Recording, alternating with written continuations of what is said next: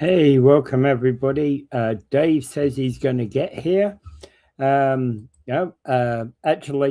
I've been waiting for Dave for a while, Rick. So, it's not me who's late again. It's Dave who's late again.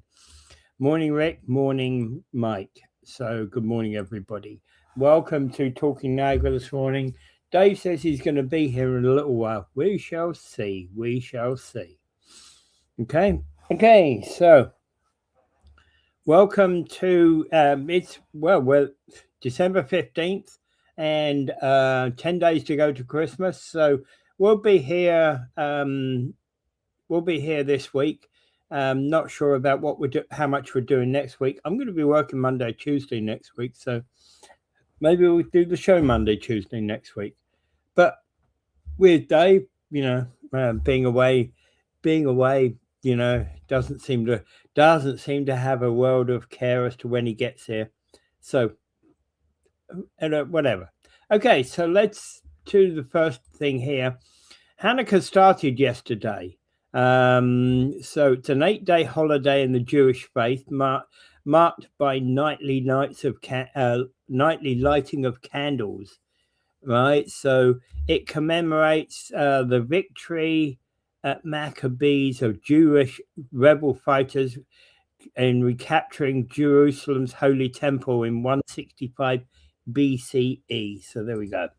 There's Dave. Welcome, Dave. Welcome, Dave.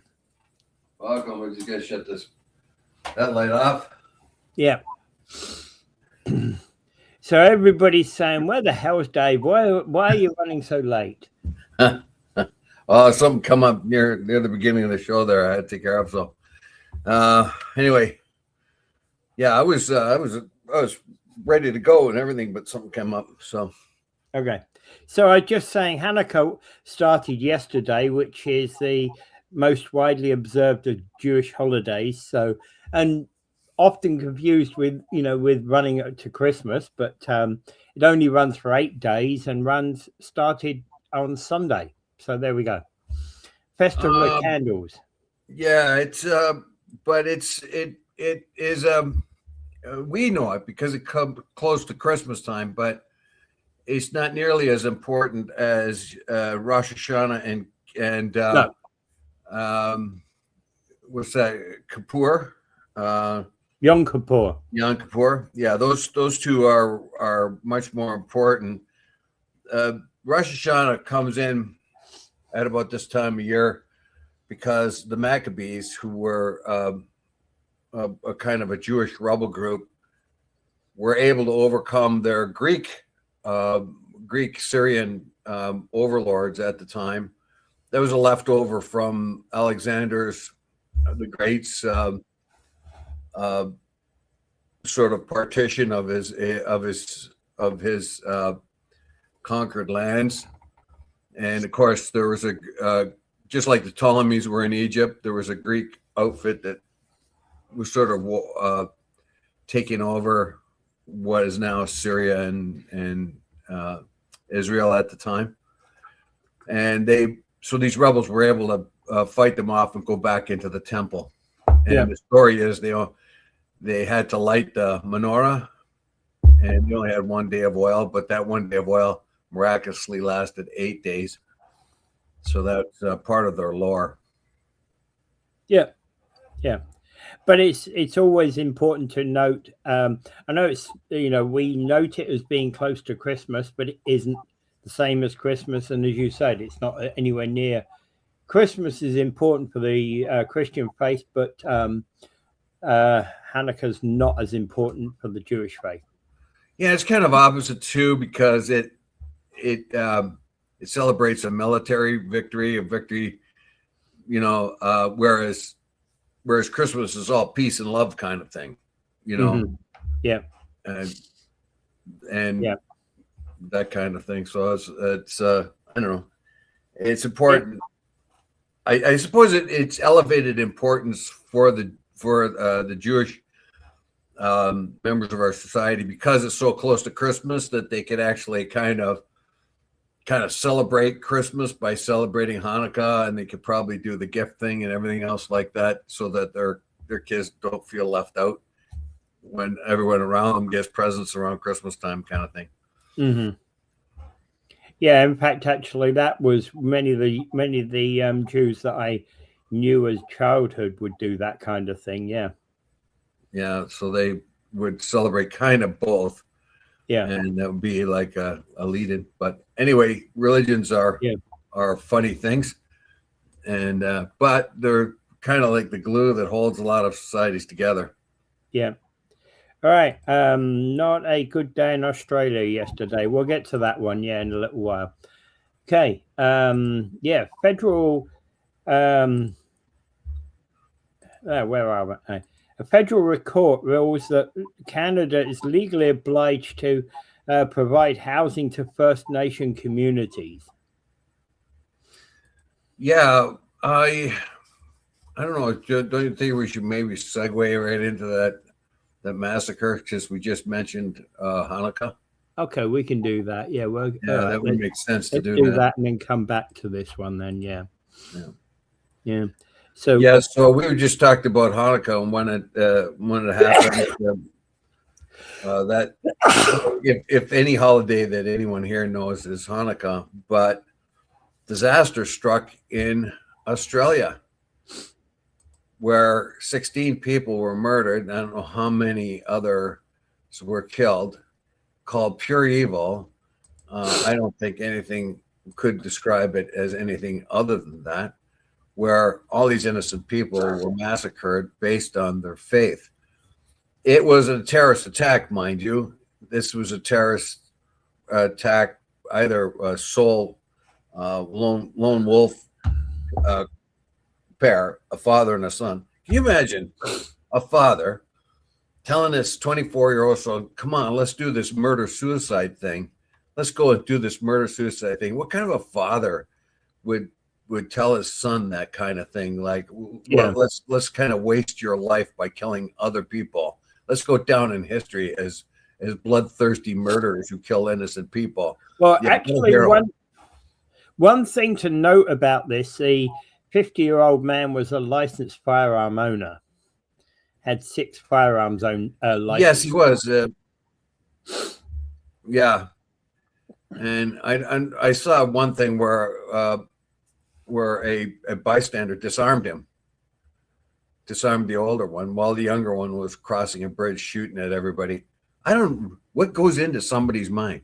What goes into somebody's mind to think you can kill a bunch of innocent people and think that this is going to be a good thing somehow this is going to relate? You could be angry at all the people being killed by the IDF in Gaza. You could be angered by that, but what good is it going to do to kill somebody that happens to be of the same faith that most of the IDF soldiers are? It just doesn't, it's madness. Like, of those people you killed, you don't know how many of them were even, there was a 10-year-old kid. It's a 10-year-old kid caught. Like, I just don't get this kind of madness. What kind of disease gets into somebody's head? And the first thing I thought of when I go ahead. How would you know that they were Jewish or not? Well, it was a Jewish holiday. It was a Hanukkah thing on the beach. Oh, I see. Oh, I see. There was a ceremony being held on the beach. Okay. Yeah, it was something to do with Hanukkah or precursors to Hanukkah, and that's what allowed them to target. Yeah. Now, the first thing I thought of when this happened, I thought of the 50+ Muslims that were killed in Christchurch. Remember that one? There was like over 50 Muslims killed by a guy in Christchurch just because they're Muslims. In this particular case, they're being murdered just because they're Jews. What the heck's going on out there? And we remember in Ceylon, there was a bunch of Catholics murdered just because they were Christians. What's going on? Yeah. What the fuck? Like, seriously, what's going into somebody's head? How can you even think that anything like this is worthwhile? I mean, you're going to be denounced through history as a fool and a bloodthirsty murderer. All of this one, the one guy might recover, and so he's going to go through his whole life and everyone's going to tell him there's that idiot murderer, this fool, that's got blood all over his hands, condemned as a dumbass for the rest of dumbass violent pig for the rest of his life. I don't know. I don't get it. Well, there's international members of international community here. There's an Israeli citizen who was killed, a French citizen who was killed, right? And Rabbi Levi Gansberg of Toronto has basically said he studied with Rabbi Eli Schlanger, who was one of the dead. Jesus, I don't know. And what makes this even harder and harsher is the typical. They were warned that it could happen. I guess the Israelis claim, or somebody claims in Israel, that the Israeli intelligence or something had warned the Australians this was a distinct possibility. And because the Australians have very strict gun rules and have not had a mass murder in a very long time, probably didn't take it that seriously. Yeah. But you don't know where these people are going to come. Remember, in Sweden, there was one guy that killed 72 people.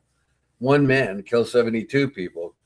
And in Christchurch, a guy killed over 50 Muslims. And there was a bunch in 2019.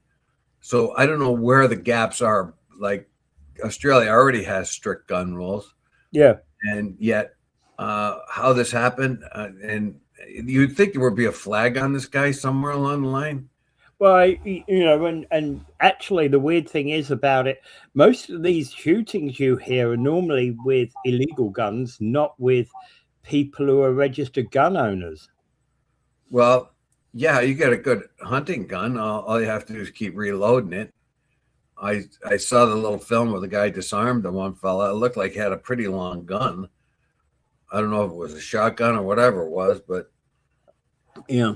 Anyway. Well, you get a long range with some of those, that's for sure. So you can start shooting. If you know you've identified the crowd that you're looking at, you can shoot them from a long way off. But again, from the one who's survived, the one shooter who's survived, I guess there will be pressure to tell his story, won't there? Yeah, but you're going to get some madness, goofy crap come out of his head. I don't know how his mind was poisoned enough to kill innocent people. Man, there's one like 10-year-old and an 87-year-old. Like, I mean, I don't know. It's beyond me. Where I don't know what stimulates a person to do that. I don't know.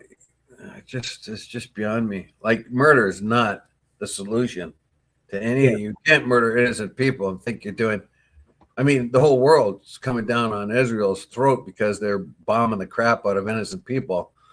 There might be one Hamas fighter in a tent, so they'll kill all 25 people in the tent, and they may or may not have got him. So everybody's mad at Israel for that and condemning them. And then what happens? Somebody does exactly the same thing, but takes it on individually to murder a bunch of innocent people to make a point. It's atrocious. It's just, and this keeps happening over and over again. And I don't know where it's going to end. Seriously. Yeah. And we'll get to the Welland shooting as well today. Okay. All right. So moving on, federal court rules that Canada was legally obliged to provide housing to First Nation communities. Well, interesting decision. Yeah, I read this, and and a couple of the reserves there are after the federal government to fix up their houses and stuff that they have there. But I know exactly what the argument is, and I don't want to sound racist or anything else like that. But when you go to a lot of reserves, the houses are broken down, the people don't fix them, or at least that's what it appears like. And now these nations want the government to step in and fix things up and get things back in order. I think probably the reason why they got that bad in the first place is people aren't shown or taught how to take care of the houses properly. And that if there's a broken window, they don't know where to get another broken window, like a window to fix it, that kind of thing. So it stays on with a piece of cardboard on it. Yeah, well, I don't know how. I don't know how to fix a broken glass, but I get a window guy to fix it for me. Yeah, and that doesn't happen up in the reserves. So when I read that, the first thing I thought of is the constant descriptions of dilapidated housing on native reserves or indigenous reserves, and how much we're made aware of that. But in this particular case, the tribes want the federal government to come in and fix things up, and the court is obliged to do that. Now, the reserves get a fair amount of money from the federal government. I guess that's part of the treaties that they signed with the federal government. But here we have a situation where our indigenous communities are isolated from the mainstream, and they go into a situation where I don't know, the sort of poverty heaps on itself, and their houses get old and dilapidated, and who built them in the first place? It was the government. So this is a pretty good pretty good wake-up call for the government, but it's also a good wake-up call for the indigenous groups too. How does the housing get so bad in the first place? Who is their fault to be ascribed? Who's more responsible for this? And so it's leaders in Manitoba. It's a major step forward for after a federal court ruling confirmed that Canada was legally duty to provide adequate housing on First Nations community. Now, why isn't that already the case? Evidence presented showed 1 in 4 homes in St. Teresa Point are uninhabitable, and more than half in Sandy Lake require major repairs. So how did it get that bad? How did it get bad so bad? And why don't we have people? And why aren't the people in the reservations that are actually able to maintain and repair the homes? In some respects, why does it fall upon the federal government to fulfill that role? Well, it's probably part of the treaty obligations. Obviously, the court sided. I get it, but again, why is it upon the federal government? I don't expect the feds to come and maintain my home. I do it myself, or I get somebody in to do it. Well, one of the reasons why the government was able to push people onto reservations and keep them there was they had treaty obligations. They were meant to evidently feed and house them. I don't know about feeding, but housing them anyway. The real problem is, of course, the indigenous people had their ways of life where quite often they had to wander around and do trapping and hunting, particularly up north where there's no ability really to grow anything. So it mostly would be a hunter-gatherer type of existence, which they did very well. They survived very, very well doing that. And they did fur trades or whatever else to make money that they needed. But once they became in the reservations, they kind of lost their sort of the ways of life. And of course, the residential school system broke that up again, interrupted their culture as well. Doesn't exactly help, does it? Yeah. So the government built them homes, and now these homes, as I said before, a lot of these houses are uninhabitable because if a window breaks, who's the repairman that's going to come up and fix it? They aren't there. Who's the guy's going to fix your furnace? Come out there and fix your furnace or your oil burning furnace or whatever you got. Yeah. No one's going to go way the hell out there and do that because you can't. So the people in the community might not have the skill set to fix the water lines or roof or whatever else. They may be able to fix them. They might not have the materials to do it.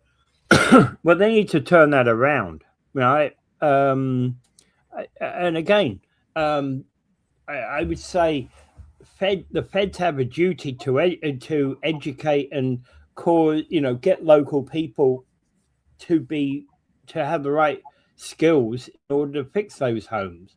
Look, Native people are the forgotten people. They're put on reserves. Here's some money. Here's some food. Yeah. Don't bug us. We'll come back and give you some more afterwards. And then they go in and they find malnutrition and ignorance and STDs and drug addiction and all kinds of other things. What do they expect? Of course, you've got and up around Davis Strait and way up there in many different places, you had youth suicides like crazy, 12-year-old boys and girls killing themselves because they had no life. They had nothing but depressed, and to anticipate depressing lifetime, there's nowhere to go. You can learn how to read and write, but what are you going to be able to do with it? Nothing. So it's an unnatural situation for people to be kind of on a reservation. Actually, learning to read and write is one thing, but what they do is they learn to read and write in English or French, and not in their own native tongue. Well, even if they do try to preserve that, even if there's elders up there that can do that, and there is a written script for a lot of native languages that are separate from our Latin alphabet. But even if they do, they just do not have the organization or whatever to keep that going. It's anyway, the indigenous groups are kind of like a little bit on the upswing now, ironically, because they sit on land that's full of stuff that the industries of the world want, where the oil and minerals and any things like that, lumber, whatever, and that may help turn the tide. In this particular case, though, the government is responsible for it. But what you're saying there is true. The government's already built the houses, as far as I know, and now the houses are decrepit. So how do you then, when you build a house, you walk away? It's like giving somebody a tractor, but then walking away and not telling them where to get diesel. How where to get diesel fuel to keep it going. Yeah. And it's like providing a tractor but not showing anybody how to drive it. Yeah. So, well, I mean, it's even simpler than that. Here's a tractor. This is how you use it, and then go away without giving them diesel. Or here's a roof, and this is how to fix it. This is how to shingle it. But then they never give you any shingles or roofing tax or anything. So that it's ignorance, basically, heaped upon ignorance, government ignorance and indigenous ignorance, all combined. See, for reservations like in Caledonia, where they're a short drive away from places like Hamilton, it's easy to get things like that, right? If you've got, you could go down to Home Depot in Hamilton and buy it, right? If you got money, right? Whereas some of these other more remote communities, the stuff is only shipped in there once or twice a year, either by ice road truckers or ship it, the summer shipping. Yeah. Oh, geez, I don't know. But anyway, the bottom line here is they found their houses in really, really bad shape, and they put the heat on the federal government to fix them and repair them or build new ones. I don't know why the federal government resisted on this. I don't know why that happened. I don't know what their argument is. It doesn't say anything in the article why the government refused to do this and on what ground. Yeah. However, the I'm court gonna ask- decided that the feds are responsible for the housing. yeah. Well, they're basically saying, no, I don't actually see what the court has said in this particular one. Yeah, so they won in a federal court, but then, in order to actually get, a full accession of this, they really need to win in the Supreme Court. I don't know. I don't know what's going to happen here, but Yeah. we're at a crossroads, basically, and I think there's no excuse for the isolation of indigenous people anymore. There has to be a way in which to keep their culture alive at the same time, introduce them, stop their isolation. Their isolation is what's killing them. I think they probably an effort to connect indigenous people throughout the country is a good thing to do. You could connect different indigenous groups with other indigenous groups. That way would be one way in which to reduce the isolation of indigenous groups on reservations, when they may be able to travel from one group to another and kind of try to help maintain their culture at the same time, making a good living from whatever is on their lands, and actually getting into the workforce, that kind of thing, sending their kids to university, whatever. Yeah. Well, and again, we have it's alongside the fact that we have a housing crisis nationwide here anyway, and we also have a homeless crisis nationwide here as well. Yeah, this is completely different, though. The two really don't connect, because it's a completely different situation here, where you have a free market kind of thing here, and a reservation it's a little bit, it's different. It's different altogether.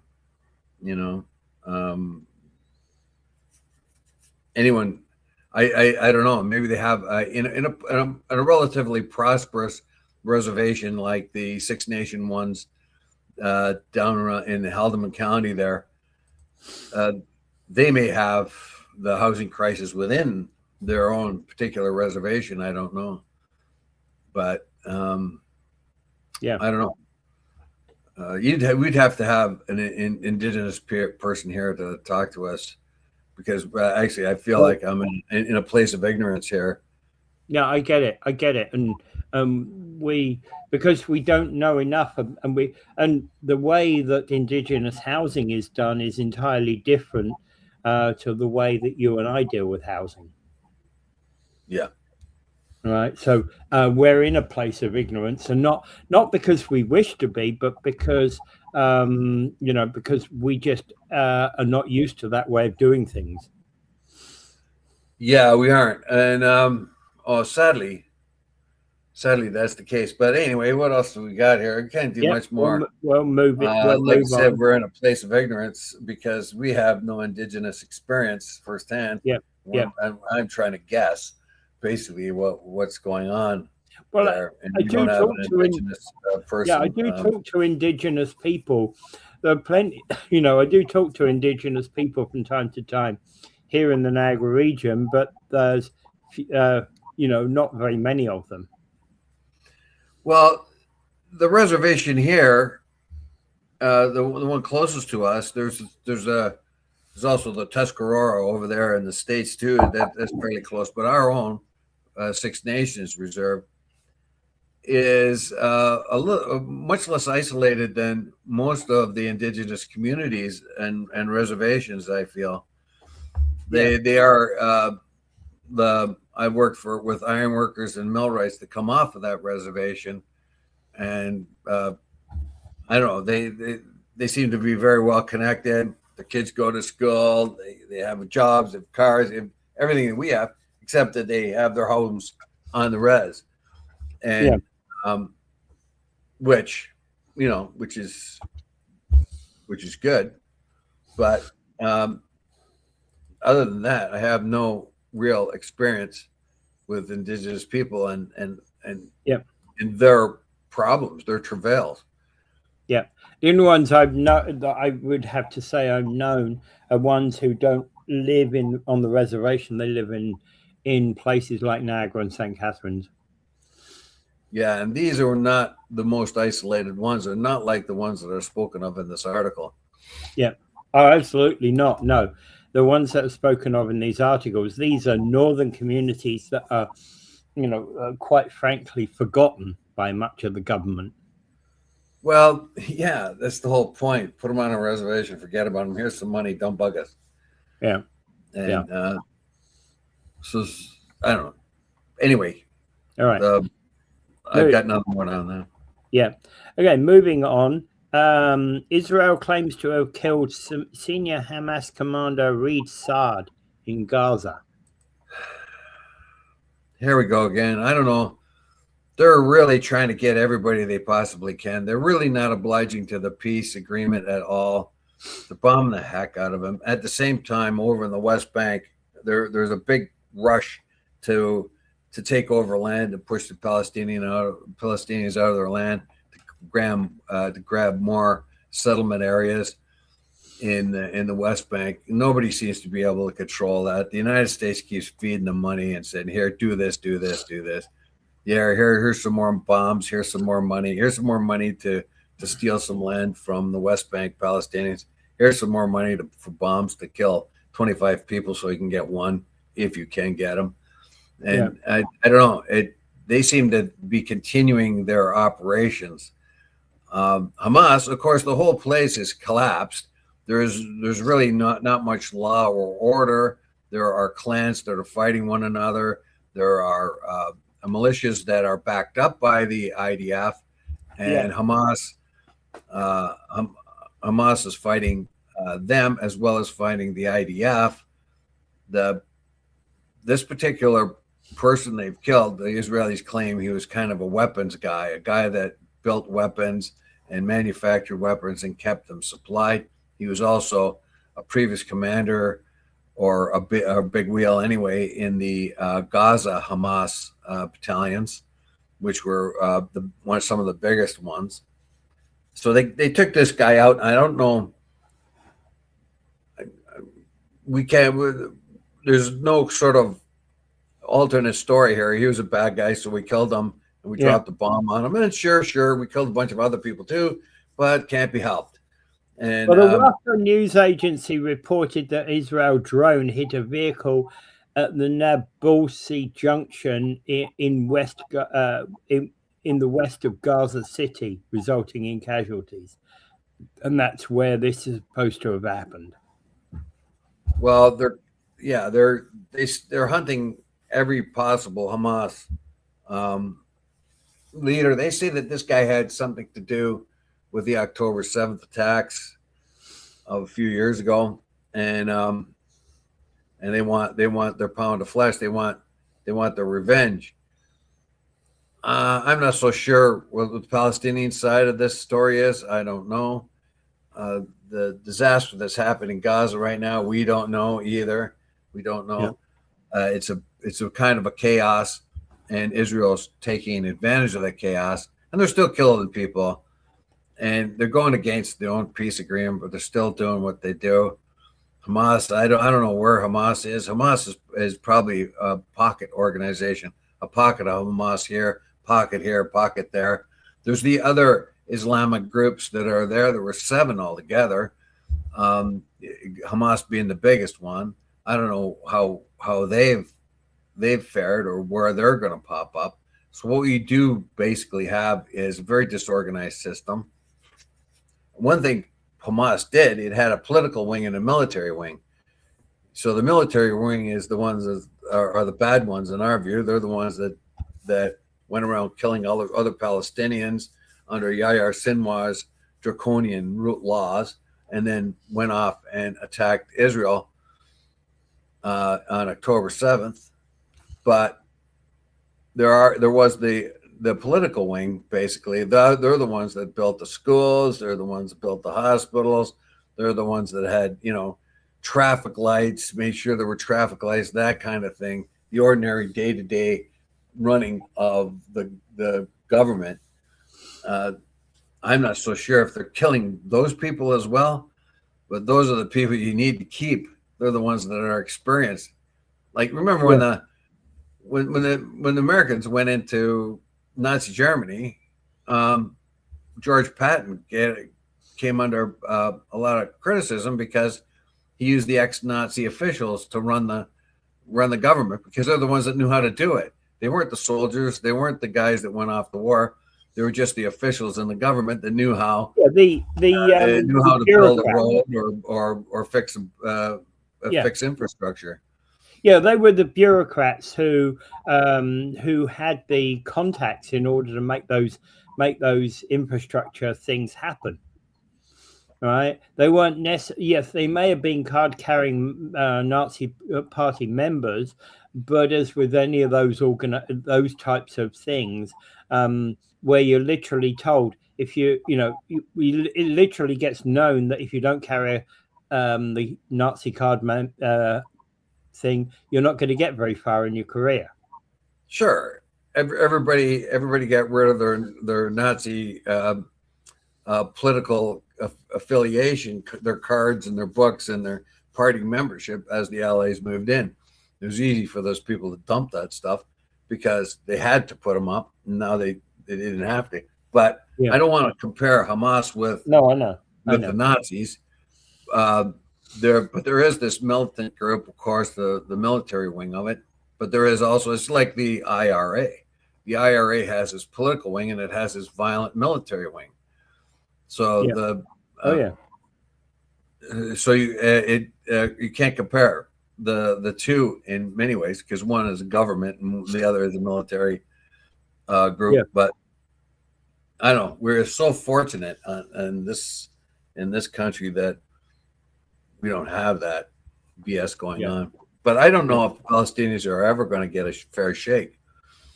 Because in 1948, they took the country and they divided it in half Palestinian and half Israeli, except that two-thirds of the population was Palestinian, 1/3 was Israeli, Jewish. They got one half, and the Palestinians got one half. And everybody says, how fair is that? As it's turned out, that the Palestinians being forced out of whatever land they did have, and then now are being forced out of the West Bank, and they're being crushed in Gaza. I don't know if that ever is going to end, but we have to work on something. Yeah. And one thing is for sure, the Palestinians are getting a raw deal, and the U.S. is in the pocket of AIPAC, basically. So you're not going to get any results going forward. And I resist even saying that, because I don't want to motivate any kind of anti-Semitism. My information about all this comes from Jewish activists like Noam Chomsky or Elam Pepe or Gideon Levy. These are Jewish guys that give this kind of information. So when I regurgitate it, I feel that I hope I'm not inspiring any kind of anti-Semitic kind of feelings, more anti-Zionist maybe, but or at least just looking for a fair deal somewhere along the line. Yeah. All right. Anything else in that regard? No, but we do have to tiptoe carefully around this, and that was one of the things I told a friend of mine a year and a half ago, that I felt that when the machinations of AIPAC and the Israeli lobby started coming out more and more, and that's exactly what started happening in the last year and a half. You can see that with even in the far right with Tucker Carlson and those kind of guys, and that there is that realization that the client state, what should be the client state, is Israel, but what is Israel kind of deals with the United States as its client state. And I was afraid that once this kind of information becomes more generally acknowledged, that there would be a kind of an anti-Semitic backlash But the idea is it's a political thing, and no I don't know, no country should have that kind of influence over a government like the United States, and no matter where they come from. But I was afraid that there might be an anti-Semitic backlash. Remember, AIPAC is a political organization that doesn't necessarily represent the views of Jewish Americans. Absolutely, yeah. All right. Home prices in Niagara falling to 2021 levels. Yeah. So the bubble is bursting, but it's not like it's bursting. The real estate bubble that they kept expecting to burst isn't really bursting. What's happening is tires, like a tire that's got a slow leak, it's kind of slowly coming down to realistic levels. Well, yeah, more realistic levels is fine, but again, what you don't want is it coming back down to like 2015 levels where the price hadn't really risen since 1990. Well, that could happen. As you might remember, in the early 90s there, I don't know if you were here then, but the prices fell right off. I knew a couple that had to sell their house for $14,000 less than they bought it for. Yeah. And devaluation went. I mean, it's starting now in the condo market. People have. There's a lady here that had to sell her condo for a loss because condo prices have come way down. And I think what the regular houses are following at a slower pace. I think condos are always an odd market anyway, because if you buy one of those, kind of condos that exist in Toronto, you can get some good deals with them. You don't have, for example, your condo, you don't have gyms and swimming pools and things like that, do you? No, it's really stripped down model. Yours is just an apartment building that you own. Basically, yeah. Very little common space and things like that. Yeah, it was well, there's 16 units. I mean, it's a small one. Yeah, and the point being is that some of the Toronto condos, they've got Olympic-sized swimming pools in them, massive gyms and the like that, and they're always in use. Yeah, a complex. Yeah. Anyway, basically saying generally housing, perhaps the amount of new stock going into the marketplace has had an effect. Though, what is the hue and cry of real estate prices is just build more and put them out there and the price will come down. Well, maybe that has had a bit of an effect right now. Maybe it's just the fact that the market is saturated. Those people who are going to move out of Toronto and inflate the prices down here have already done it, and nobody else is going to continue to do that. Remember, we had this migration out of Toronto and Brampton and other places like that, and it exploded, moving away because they're getting big time money for their places in Brampton or in Toronto, and then moving, and they were kind of like a domino effect. Some would move to Burlington, and those in Burlington, and then would move down to Welland or Niagara Falls, and so you had this kind of tsunami effect of people moving out of the high priced area and getting top dollar. Well, maybe that's all ended now. Who knows? So maybe we can sell our house for a couple of $1 million here in Niagara Falls and go live in cheap Toronto now. Yeah, we could do the reverse. We can go to the slums of Toronto. Yeah. Yeah. No, it's that, joking aside, it is a real issue right now. Because anybody who's got money in a house, invested in a house, has got to be concerned. I suppose so. If they feel as if that's the source of most of the wealth, a lot of people feel they're going to hold on to their house, and then they sell that house, and that's going to be part of the retirement fees and money that they're going to get. We found this happening in the United States when they had the big big crash because of the subprime mortgage thing, we found people there that were close to retirement and lost like half the value of their homes, and were forced to continue to work. That was a common strategy in the States, and it probably was here too, where people put a lot of equity into their homes, and at a particular time they'll sell it and then move into something much smaller, and that extra money that they just made was the money in which they lived on. Yeah, and in fact, actually, exactly that. They've got a home that they sell for $1 million, $1.5 million, etc., and then they move into a $200,000 home. Even if they do it up, they've spent $500,000 on it, and the rest is their pension. Yeah, that was part of the retirement strategy, but that, of course, is a tenuous thing to do now. To kind of put money into the equity of your home, particularly when real estate values go up and down like they do. But in any case, what we really do need is housing stock for those people who can't afford it. And we have talked about this over and over on this show.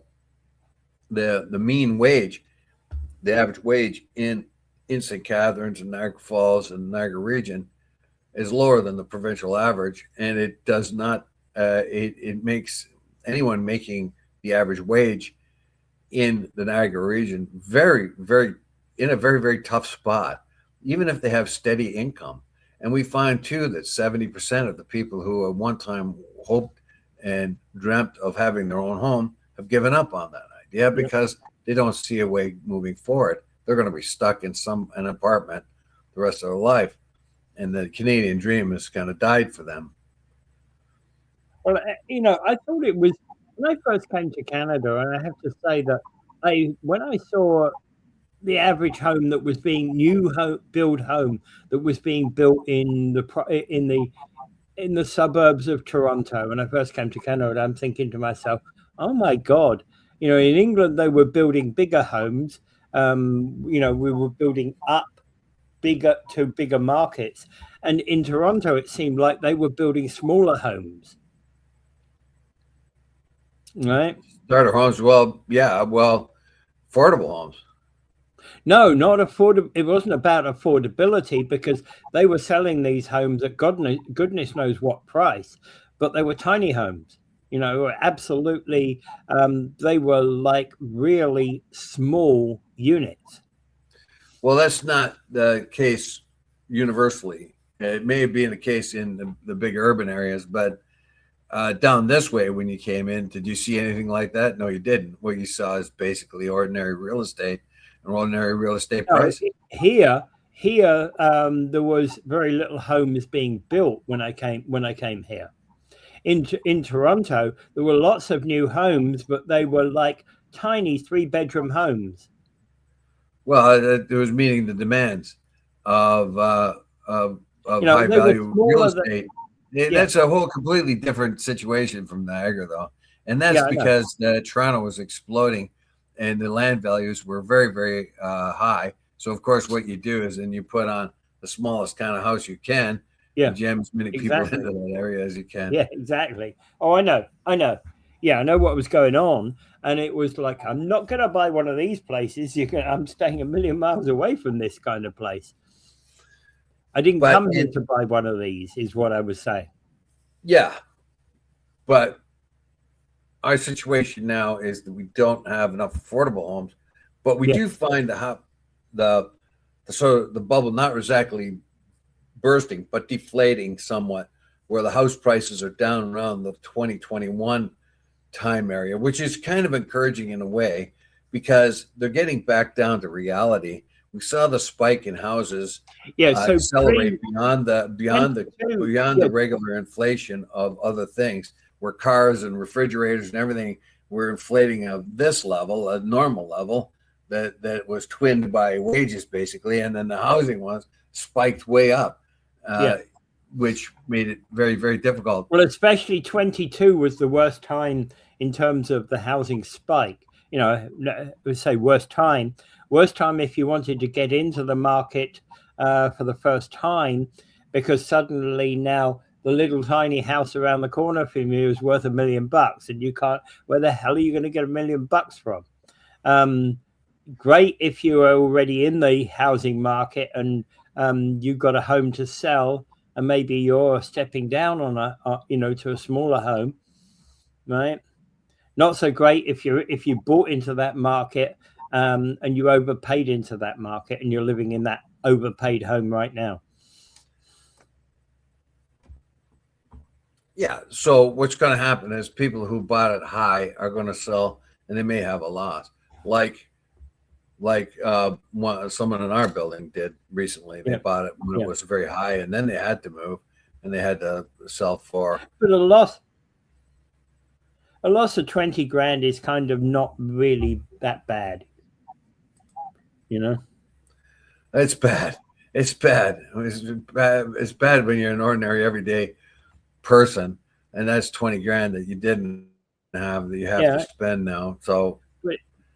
Anyway, the whole point is that but it is bad. It's bad. Anyway. I mean, if you bought a house for $500,000 and then have to get rid of it for $150,000, you're carrying the $50,000 that you still have to pay for that you didn't get out of your house, and you're still paying a mortgage of $50,000. It was some money that you didn't have, and now you have to go and get an apartment or wherever else and have to pay that money back somehow. So it's just one more thing along the line of many things that are kind of sort of holding down the Canadian middle class. I will say too, there's another thing that I think we should bring up, although it's not exactly connected with that. We find the Canadian middle class deteriorating, and we've mentioned this before many, many times, that the Canadian productivity, man hours for product, is very, very low compared to other nations. We have to go as far as Italy to find a productivity this low, and it continues to get bad. And if we talk about our economy and how bad it's getting, we could talk about the tariffs. We could talk about a bunch of different things, but one of the main things that is consistent is our productivity as a Canadian worker is much less than it is way too low in the United States or France or most Germany. They kill us with productivity. Like, we're way down around just above developing country zone in productivity. So I don't know how they're going to fix that. But that's another issue. That's another issue. We can't always blame the United States and their tariffs for all our woes. There is these other issues. And productivity has been. I've seen reports about productivity. I particularly look at productivity levels when I'm looking at the state of the economy, and our productivity level has been declining since about 2010. And it's one of the things that killed BlackBerry was productivity. They stuck with a product that was good at one particular point, but then was behind the times at another particular point. So they didn't reinvest in their industry. Well, they got anyway, they got out. And then they got serious trouble. They got deep into trouble because of it. Then a company like Nokia, for instance, made phones. You don't see many of their phones out there much anymore, but they sort of segued into other aspects of electronics, and I don't know why BlackBerry didn't. I think they still have one of the best encryptions if you needed it. Anyway, but we're getting near the end here. Yeah. Well, one further thing to cover off. Right, Katy Perry and Justin Trudeau go Instagram official. Oh God, I saw that and I did read it, but the first thing I thought to myself, who gives a you know what? I know. And again, that's the guy was a terrible prime minister. he may be able to become an ambassador of some sort for Canada somewhere down the line. But what Trudeau does in his private life, I don't, it's like, well, Prime Minister Mulroney or what Harper's doing in his private life now is not really much interest to me, and it's intrusive on our part. I don't know why everybody thinks it's a big deal, but I think we should just kind of ignore that kind of news, if you ask me. But I guess I only put it on because we're approaching Christmas, and hey, it also seemed to have been a big thing over the weekend about Katy Perry, the one with that. I really don't care. More bad taste as far as I'm concerned for Justin Trudeau. Is Katy Perry the one that sang that song? She's the singer. She's a singer who can't sing. Yeah, that's for sure. Isn't there some famous song that she's a Christmas song? All I Want for Christmas or something? You hear it all the time. It's probably a knockoff of somebody else's song. Yeah, that would be her. Okay. So anyway, I don't know. They're having their life, so let's just leave them alone. Let them have it. Let them have their life. And Rick says maybe a senator for the USA. I don't know. Can't tell you that. I think his reward will be ambassador to Ouagadougou or something like that, or Hamilton Island. But anyways, like I don't know, of all the things we got worried about, I guess that's a distraction for people. I guess when all the news is out, and I don't know, people get off on listening to about celebrities. But one thing I've learned through my life is celebrities are just uninteresting to me, and I kind of feel sorry for them because they end up being stupid and goofy and ridiculous most of the time. And actually, Justin Trudeau's been a celebrity for quite some time. As Prime Minister, he was actually counted as one of the dishiest politicians in the world.